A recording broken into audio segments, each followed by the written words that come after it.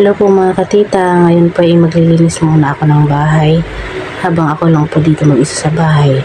Si James naman po ay pumasok na at si Tito Dayo naman po ay pumasok na sa trabaho dun po sa bahay ng Mama ni Bal.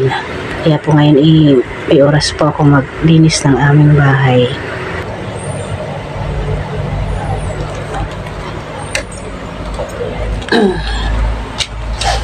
Po, bali, lalabas po muna natin itong ating mga unan para malinis.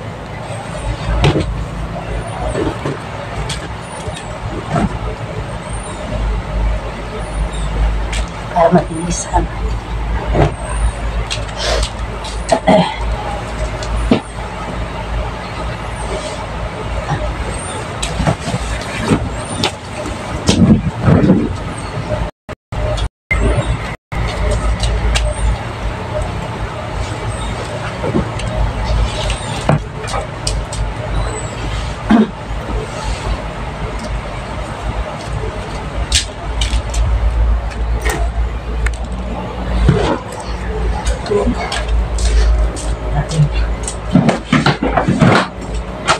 Tabihin lahat ang kalat.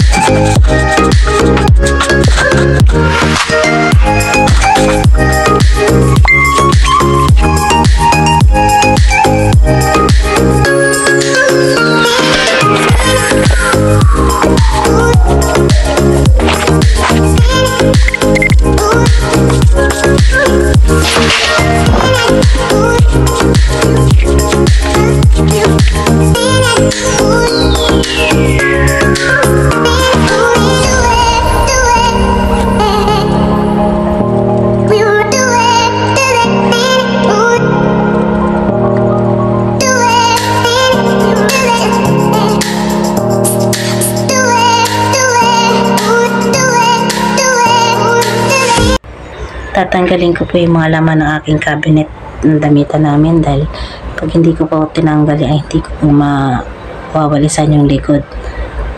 Kaya tinatanggal ko muna po yan.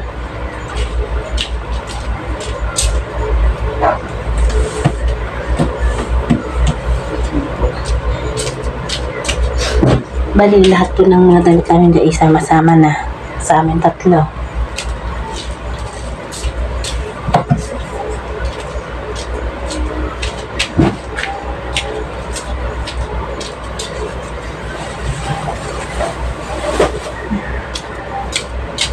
Pinagkasya ko na po lahat sa isang cabinet.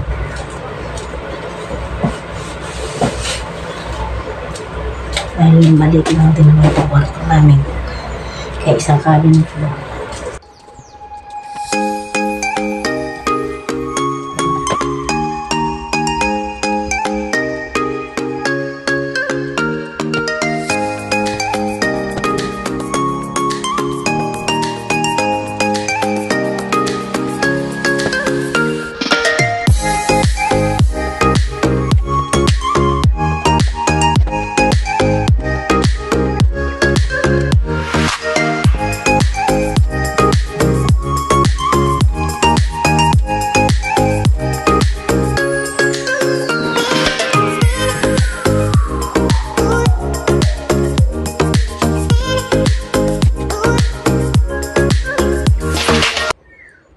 Bali, dito po sa likod ay may butas na pala ng daga.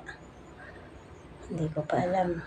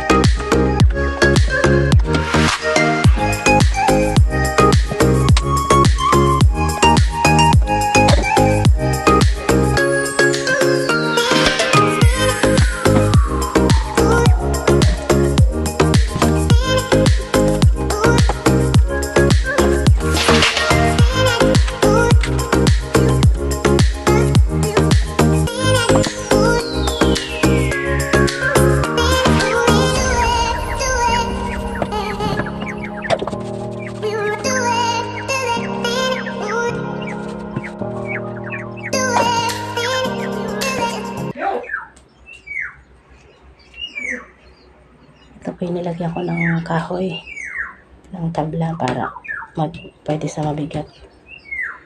Yan. Dapat ito po sa hangiran. Ginawa ko na lang ganito para kumasya yung aming mga damit. Yan. Nilagyan ko rin ng parang tabla para kahit mabigat, okay lang. Yan. At ibabalik ko na po yung mga damit. At ibalik ko ito. Maayos na naman pag tinanggal ko lang. Ito po yung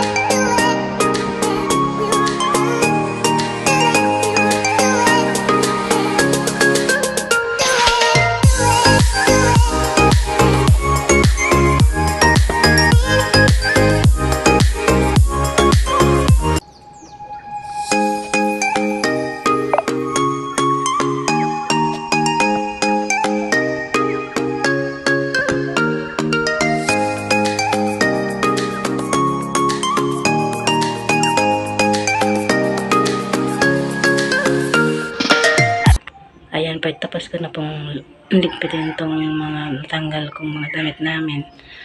Ayan. Yan, pinagkasya ko na lang po. Ito po yung damit ni Tito Day, yung panlakad. At ito naman po yung sa kanyang pambahay. Yan. At ito naman po yung aking pambahay. Saka ito po yung panlakad ko. At ito po yung kay James panlakad. At ito yung pambahay niya. Yan. At ito naman po yung kanyang mga uniform. Tsaka ito yung mga kubrikama tsaka mga tuwalya. Ayan. Tapos na po tayo siya sa ating cabinet. At sasaraduhan na po at baka pagwalis natin maalikabukan pa.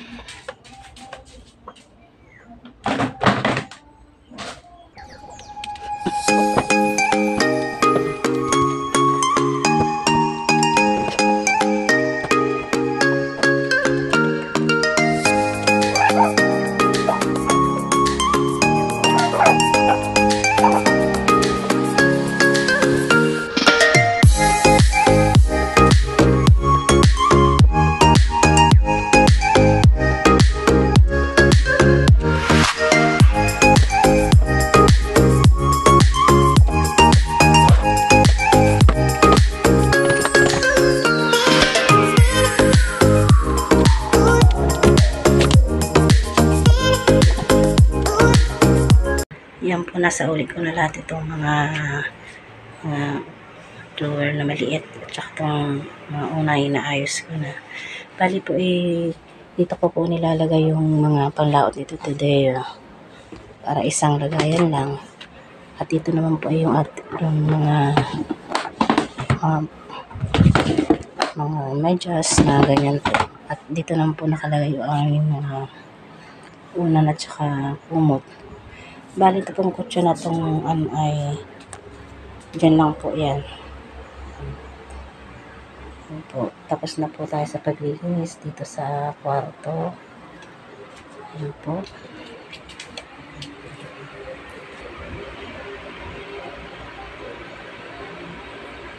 Linis na. At ito naman. At dyan naman po nakalagay yung aming mga anik-anik yan. Yan pa igawa lang ni Tito Deo. Siya po ay magaling magawa ng mga cabinet. Yan po. At tayo tapos na rin dito sa kwarto. Ito naman po tayo sa munting sala. At dito naman po sa sala ay maglilinis din po ako.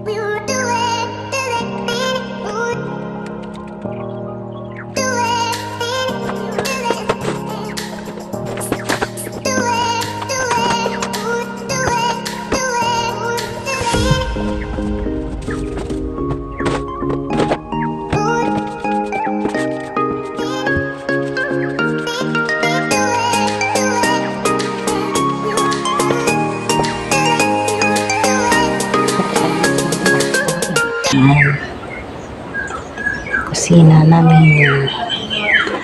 Ito naman po ay aming CR. Yan. A few inches later. Ayan po, tinihintay namin yung de-deliver kay nanay.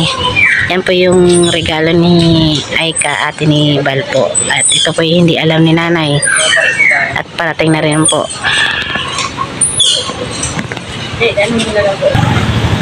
Ayan po ay hindi po alam ni nanay. Surprise lang yan. Nagulat po siya na meron pong dumating na pagkakas.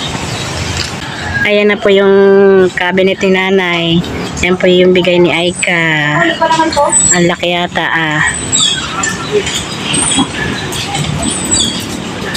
Ang laki.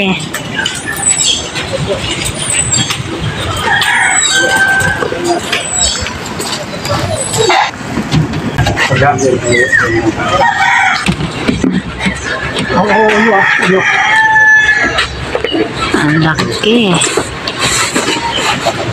Ayan, pinapasok na lang.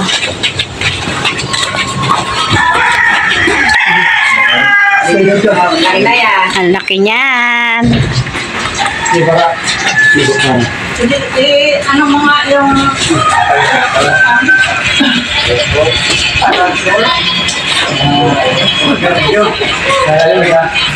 Hindi na kailangan ko po. Ano, Nay? Si nanay. Surprise. Ako, alam ko na ito ng ano pa. Matagal na namin alam yan ay. Ikaw lang ang walang alam. Hindi alam sa namin lahat. Ate sa'yo. Yeah. Hindi rin yan papasukin ng daga na eh. Dalawa pa lang, sino niya? Oo. Tagi niya. Wow. Ano mo kay ate na eh? Manay, Wow. Saan yung susit dito? Nilagay ito. Amoy ano Amoy ano? May bago. May kahoy. May rugby. Amoy parnes. Excited to si Manong. siyempre yan siya magtabo.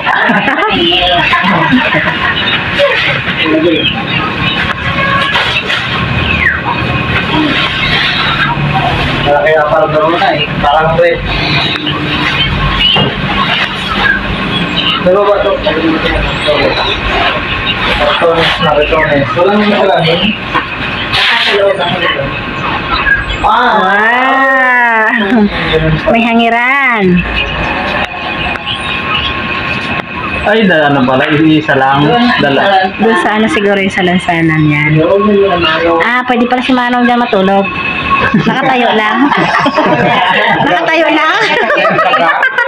Lagi ng hangir. Kinawala yung pala na dyan sa loob. Ito, nagkapliklop na mga pala na ito sa bayan. Sa'yo, sushi. Hindi ka sa loob.